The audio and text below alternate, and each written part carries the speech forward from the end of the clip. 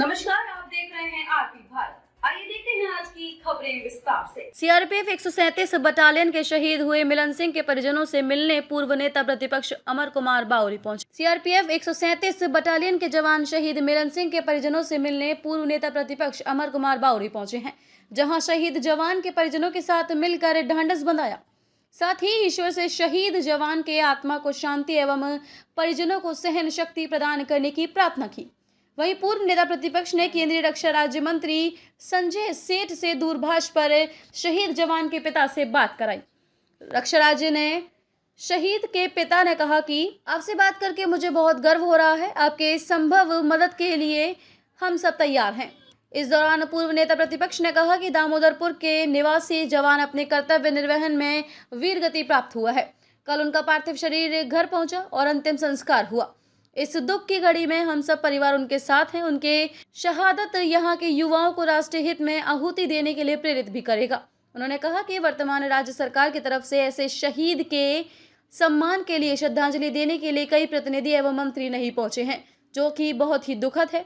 BJP रघुवर दास जी के सरकार में शहीद होने के सम्मान के लिए मंत्री को सरकार के प्रतिनिधि बनाकर शहीदों के घर जाकर उन्हें श्रद्धांजलि अर्पित करते थे, लेकिन राज्य सरकार ऐसा नहीं करके बहुत ही बड़ा पाप कर रही है। कहा कि राज्य सरकार अपने राज्य धर्म और परोपकार को छोड़कर अन्य कार्य पर लगे हुए हैं, जो कि माफी योग्य नहीं है। चंदन क्यारी से जावेद अख्तर की रिपोर्ट। दामोदरपुर निवासी मिलन सिंह राजपूत अपने कर्तव्य के निर्वहन में वीर गति को प्राप्त हुए हैं, अमर शहादत को प्राप्त किया है। कल उनका पार्थिव शरीर उनके घर आया था, पैतृक घर आया था, और उनका जो भी अंतिम क्रियाक्रम होता है वो संपन्न हुआ है।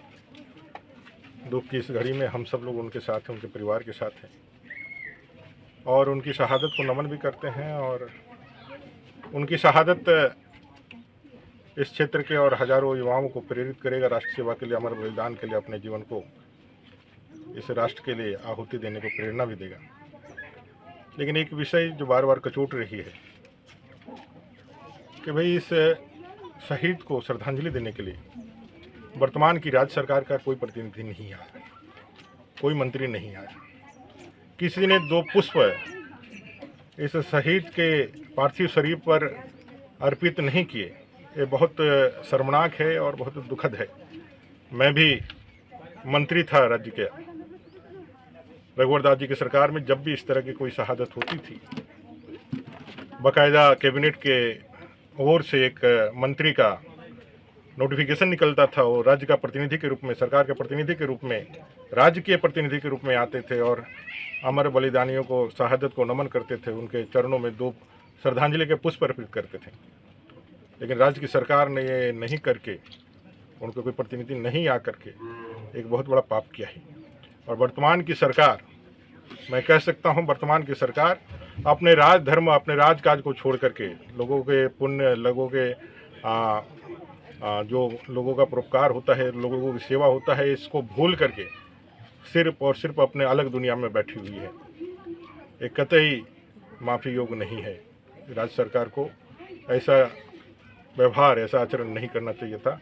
कम से कम शहादत पर इस तरह का व्यवहार उनका कहीं से भी क्षमा योग्य नहीं लगता है।